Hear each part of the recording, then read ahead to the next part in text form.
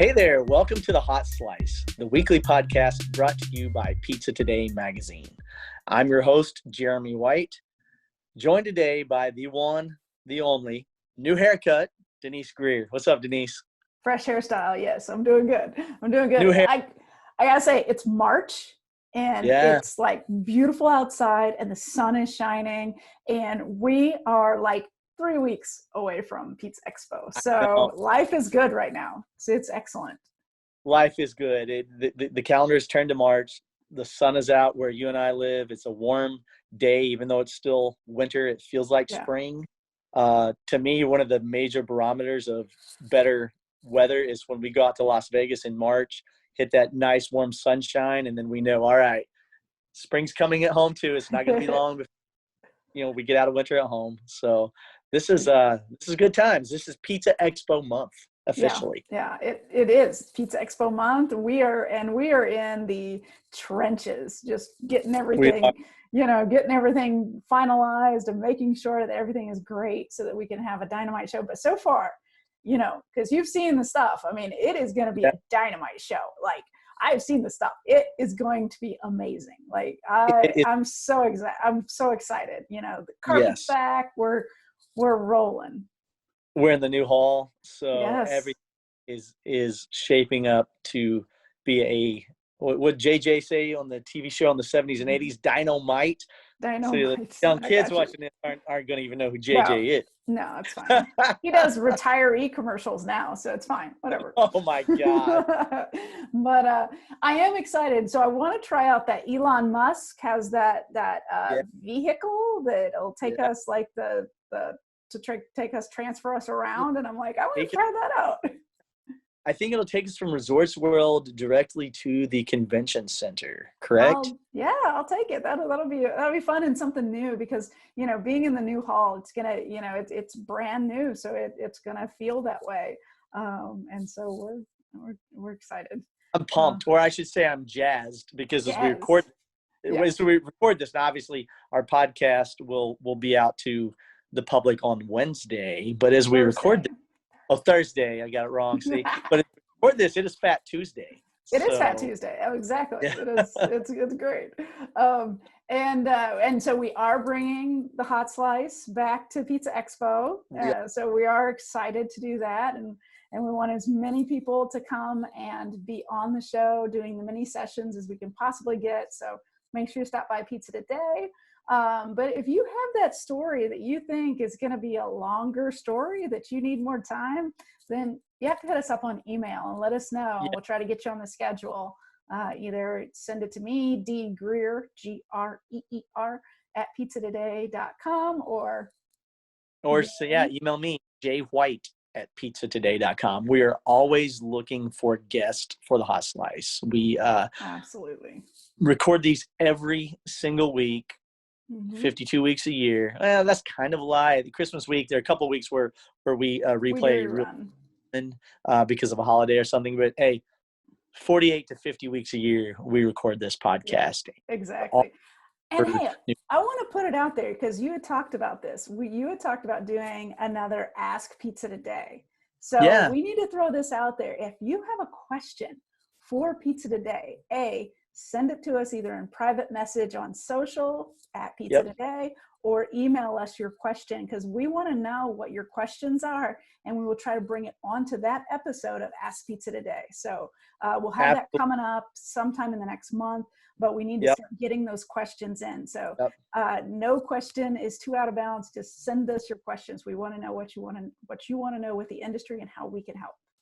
Yeah, and you know what? Before we even do our Ask Pizza Today podcast in a week, 2 or 3, I'm just going to go ahead and get out of the curve, Brian Weevil, and answer your question right now. That plant is dead. My office is dead. No need to ask me about it yet again. It is D-A-D, dead. We don't even have that office anymore. I mean, we're in another office, but we're not even there because I'm in my house. This is my office. Yeah, so. The whole office is dead, Brian. Come on. Quit. I'm already on to killing new plants at my house. I mean, I've got 3 almost dead plants in there right now. So we're good. So, Brian, there you go. Well, I don't really know how to make I thought we'd make a smooth transition as we usually do because we're fairly good at what we do, right? But yeah, transitioning into our guest is going to be a little hard this time. Yeah, between the dead plants and our guest today, how we can make it. So let's just make a hard break and boom. Who's our guest today, Denise? All right. We have Eric Rickman from Holy Stromboli. They're in Fort Lupton, Colorado. Yep. So we're talking to Eric about the business, and I'm actually bringing him onto a panel at Pizza Expo. So we talk a little bit about that, but we hit on some dynamite topics. Yeah, for sure. Eric is a very astute, intelligent individual. He's got a lot of good things to say. So let's get him on, see what's up. Let's jump right into it. Performance Food Service is proud to deliver high-quality products, innovative technology, and custom operational solutions to restaurants of all sizes across the country. The flagship division of Performance Food Group, with deep roots in the restaurant industry, Performance Food Service has been the exclusive distributor of the Roma family of brands for more than 65 years. This signature relationship has allowed Performance Food Service to become a leader in the pizza and Italian segment of food service nationwide. Hear that? That's the sound of a pizza being made with delicious Baccio cheese. For the past decade, Baccio has provided customers exceptional Italian pizza cheese with its signature kiss of buffalo milk. With a superior melt, endless stretch, and a rich, creamy taste beyond compare, Baccio is honored to celebrate this 10-year anniversary with all of its partners. Schedule a demonstration at bacciocheese.com/hotslice to learn more. Pizza's your legacy. Build it with Baccio. So welcome to the podcast, Eric. It's good to have you on. You know, we've had good Melissa on several times and we haven't had you on. So we had to bring you on the show. I am glad to be here and happy March 1st to both of you. I hope that doesn't strike fear in you guys because, March, we're less than 3 weeks away from Pizza Expo time. Yeah. It will be here before we know it. Yeah. We're in mad dash for Expo time, but we're really excited. Also, today is Fat Tuesday. So to all my friends in New Orleans, Louisiana, happy Mardi Gras. Absolutely. Oh my gosh. Yes, it is. That's right. Mardi Gras is back really for the first time since March 2020. Mm-hmm. Yeah. So that's a good sign. Pizza Expo's back in Vegas in its rightful March. So things are finally feeling normal. Somewhat. How's it going with you out there in Colorado? What's the vibe for the way things are feeling in Fort Lupton? In Fort Lupton, things are great. We're in Weld County, which is a very kind of right-leaning county. Mm-hmm. Never really got on board with COVID restrictions. In fact, Holy Stromboli, we were kind of put in the middle of our state government and our local Weld County government. State government wanted to do restrictions and no indoor dining and and all those things that have really killed many restaurants around the country. Mm-hmm. And our local Weld County Commission said, you do what you need to do. You stay in business. People can make their own decisions for themselves. And we really kind of got caught in this tug of war between the two governments. Yeah, I think a lot of people have had that happen to them as well.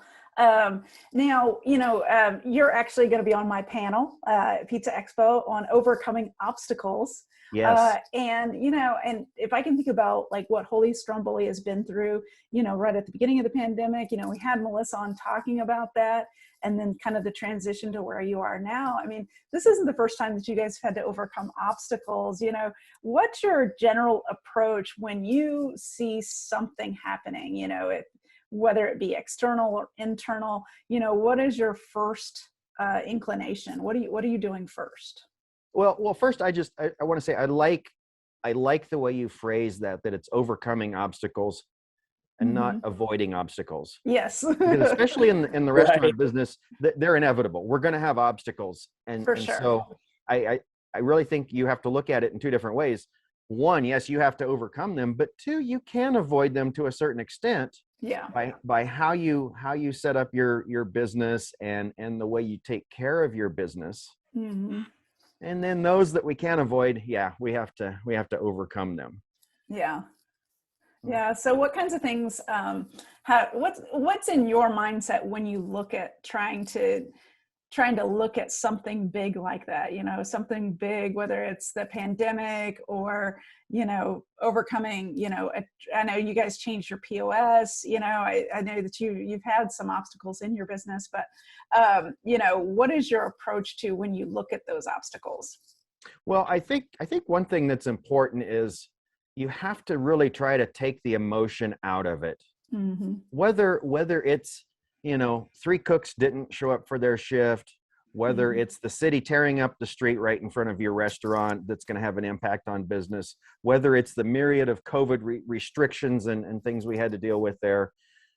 It's real easy to get pissed off about that and get upset and get yourself worked up. But at the end of the day, that's not going to help your business. Yeah.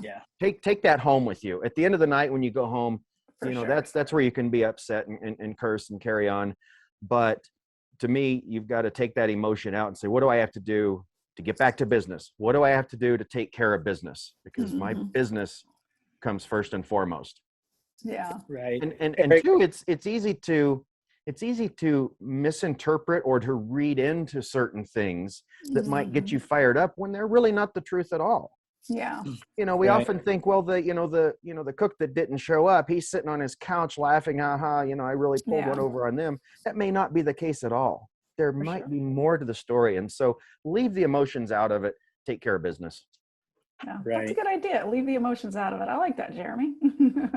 Easier said than done, but definitely sage advice.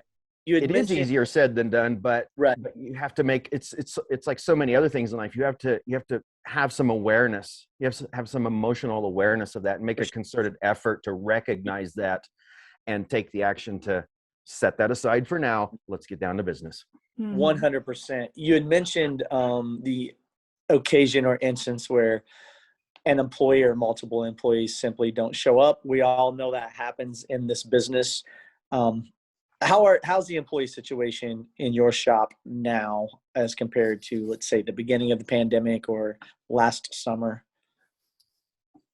It hasn't changed too much. Maybe the employment pool's slightly better, but I think there's more going on in the employment pool than just the COVID restrictions of a year ago, a year and a half ago, et cetera. I will say we've got a great team right now. Yeah. We're very, very blessed with that. We need more, and the pool is kind of thin right now. But I don't know that you talk to any restaurateur in any state right now, and they're gonna tell you something different. So, but to answer your question, we're about in the same boat as others when it comes to the employee pool. But the team we have they're great. Love them. Yeah. That's awesome. Yeah, and you're going to get to meet a lot of them because we're bringing a big contingent to Expo this year. Oh yeah, how many are you bringing? Who are you bringing with you?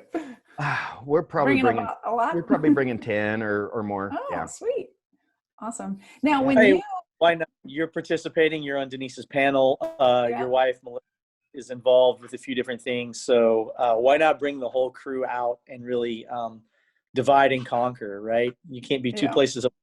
There's a lot to see and do. So yeah, exactly. And we look at it through two different lenses. One, yes, we can bring them out there and there's educational opportunities and they can learn a lot.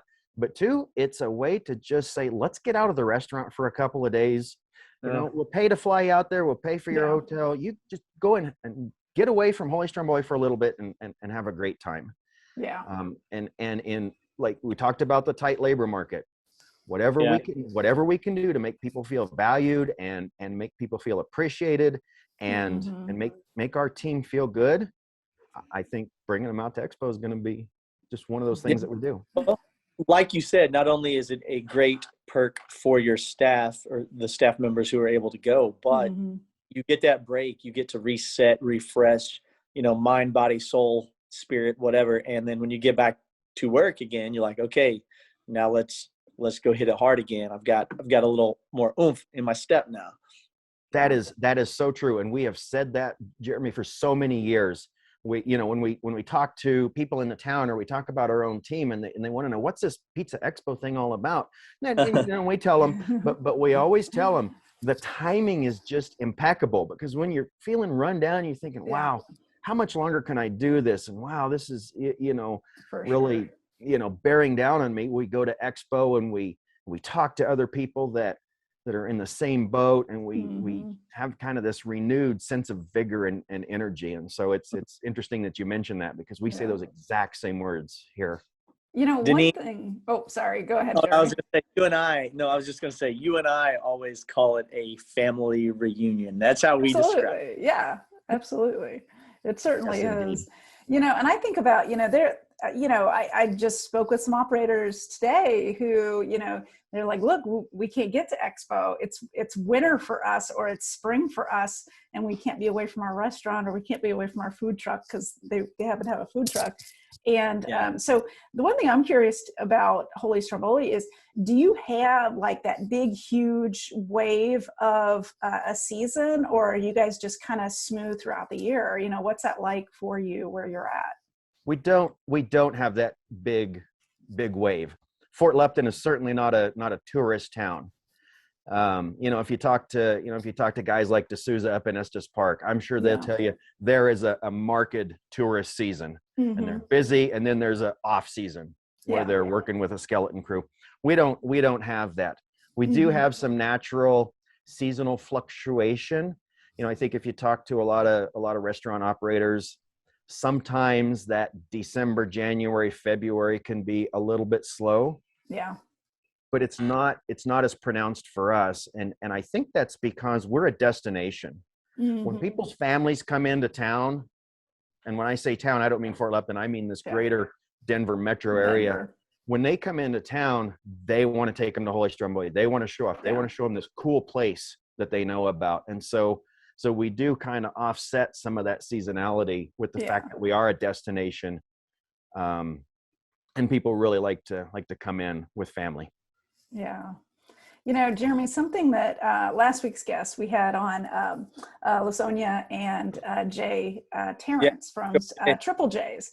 And they had mentioned, and I actually think it was one of your sessions at Expo where it was like working with couples, like being able to be a couple team. Yeah. And they really got a lot out of that about how to work together and how to change things up as far as the dynamics between who does what, so the one thing I'll say, because, we see Melissa a lot, what's the structure between the two of you on how you kind of flow with your workload and the course of business? Well, you can look at it through kind of two different lenses. There's the corporate structure and how we have our structure on paper. And she is the co-founder and CEO. And sometimes when we're talking business, we have to remember which hat we're wearing. And at the end of the day, she's the boss. And if we're talking about business things and we come to something that we can't necessarily agree on, which doesn't happen often, but ultimately she runs the business. She's got a majority share in the business on paper. Okay. Now, off paper, we've got complementary skill sets. Okay. The things that she's good at, I'm no good at. And the things that I'm good at, she doesn't want to touch. Yeah. She doesn't want to sit behind a computer and analyze numbers and, look at sales and metrics and try to use data to drive our business decisions. And I don't want to deal with operations. I don't want to deal with artistic things. I don't want to deal with how does the restaurant look and what colors are we going to use and things like that. And so we've been kind of on opposite ends of the spectrum, but over the 15, 16 years that we've been in business, we've learned to come together a little bit, where she's learned some of my skills and I've learned some of her skills, and we can pinch hit for each other as needed. And to me, I think that's the best of both worlds. But again, when it comes down to if ultimately a decision has to be made, there's got to be that one person. Yeah. And that's one of the pieces of advice that I would give in a seminar. I would say now, have that planned out ahead of time. Yeah. There does have to be before you butt heads. Yeah. The buck has to stop where there has to be a final decision maker in the that you don't agree. But I love what you said, because it really only works when you're peanut butter and jelly, right? If you're both marketing gurus and don't know anything else, it's not going to work. If you're both great chefs but don't know anything else, it's not going to work. Someone has to have kind of the business sense. Someone has to be able to touch tables, and it all matters. And when you have that, then it works. But if you're both one or the other, one type of personality, that's when I see partnerships. And even though you guys are married, that's a partnership, right? That's when I see business partnerships go south, is when they're both finance guys or what. Yeah, absolutely. And you mentioned that we're both married. We all know that. But at the same time, we recognize when are we business partners? Yeah. And when are we sitting in the boardroom talking about the business? Yeah. And when are we husband and wife sitting around talking about family and non-business things? And we really do a good job of keeping those things separate, because if you don't, it could tear you up. Yeah. Now, hey, let me ask you this. Saturday night, 8 p.m., you're sitting in front of Netflix with a big tub of ice cream or popcorn. On Saturday? Do you talk business, or you're like, business is off limits until we're in the pizza, in the shop? Yes, exactly. Yeah. Okay, off limits. No business talk at home. I love that. Yeah.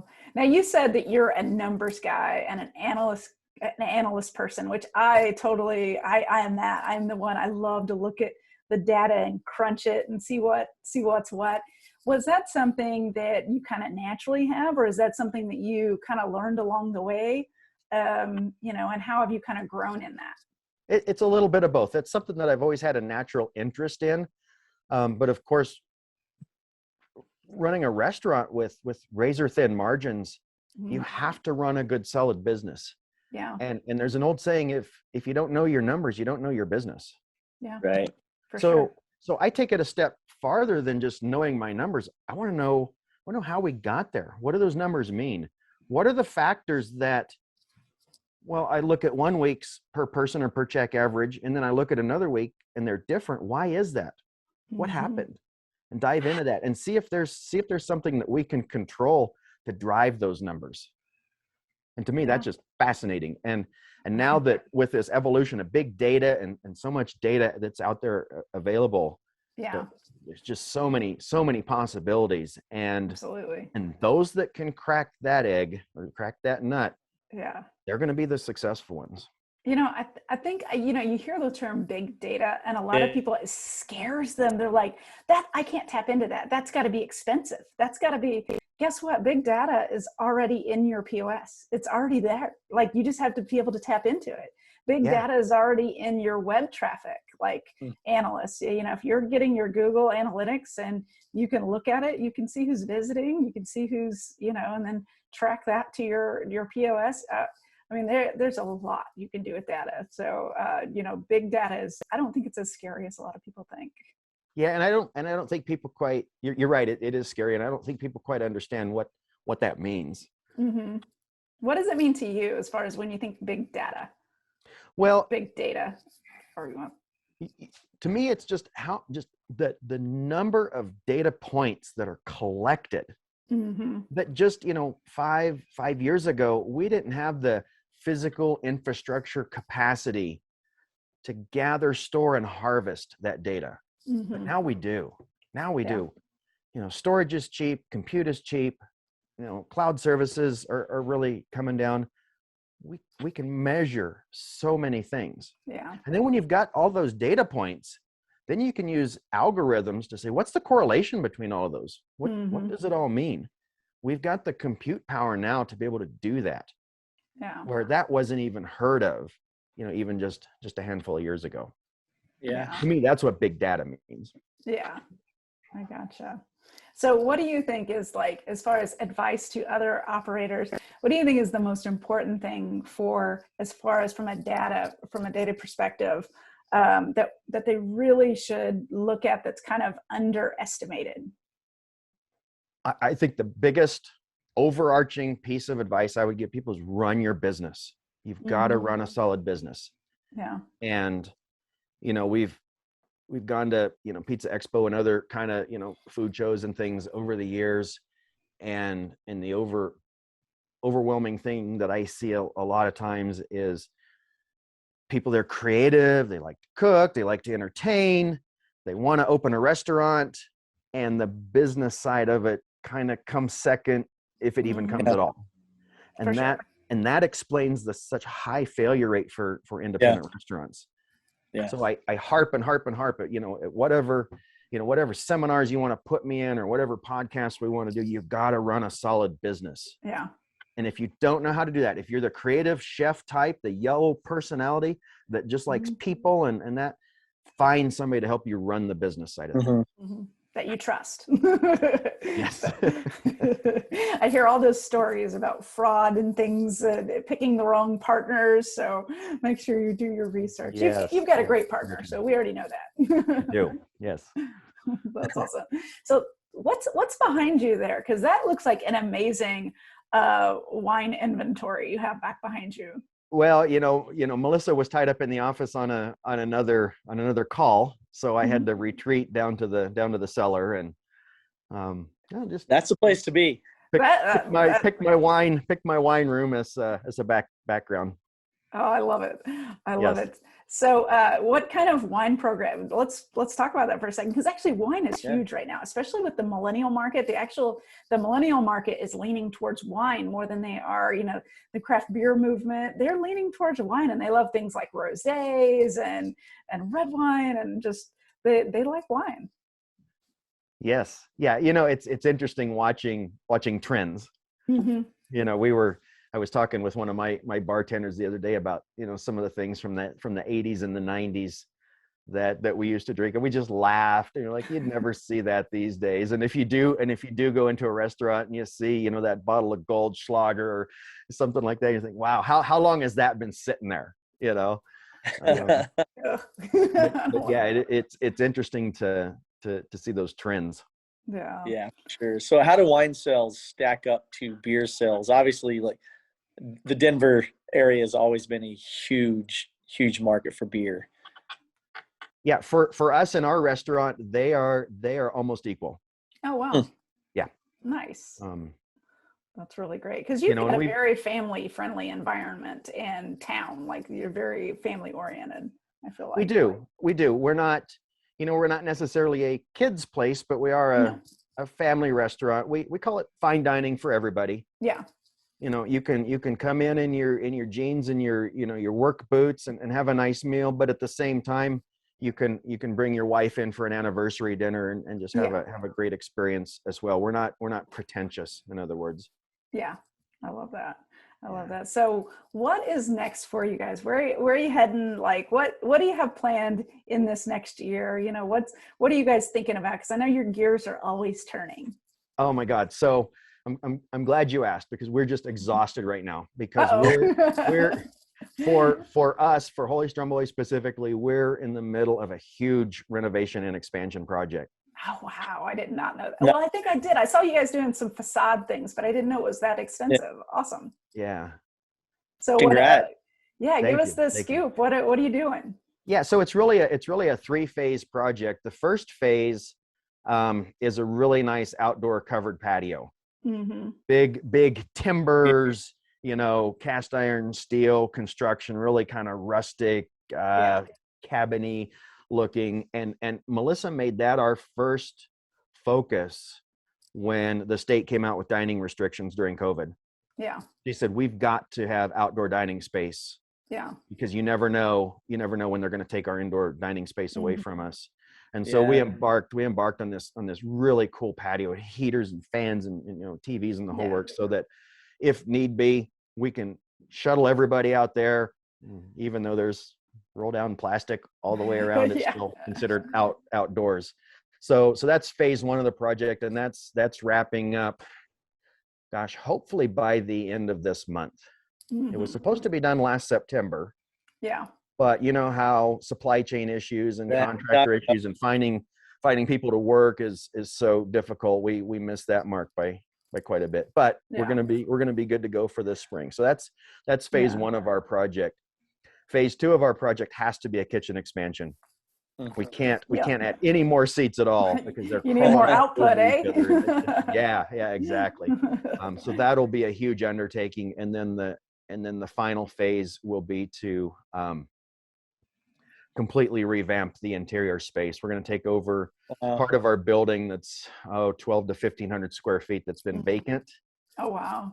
Turn that into the new front of the building, dedicated pickup area, espresso area, gelateria, wholly revamped bar. It's going to be cool. Oh, that's awesome. Outstanding. That is so exciting. You're right to, invest in those things because you can't go wrong with kitchen output.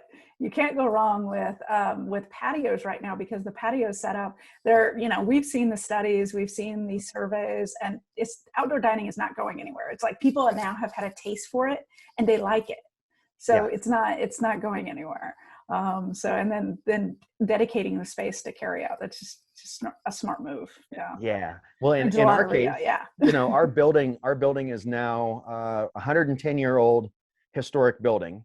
It's a brick building.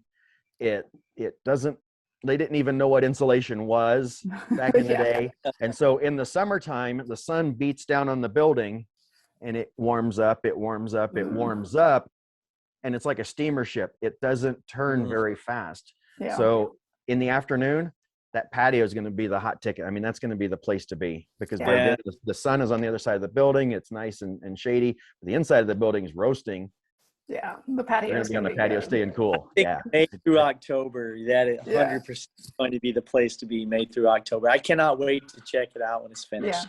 Yeah, absolutely. Me too. And you know how projects go. We got the drawings and we had a certain size of patio, and then we said, well, what if we just extend it a little bit more to the east? And that concrete parking lot there it looks kind of ratty. What if we just turn the corner with the patio? And so now we've got almost as much uncovered patio space as we do patio space. And Melissa Rickman has her eyes on a wood-fired pizza oven out there to do private, high-end private events, kind of chef-driven, multi-course meal kind of thing. So that would be amazing. Yeah, it's gonna sounds as though the CEO has spoken. So that's awesome.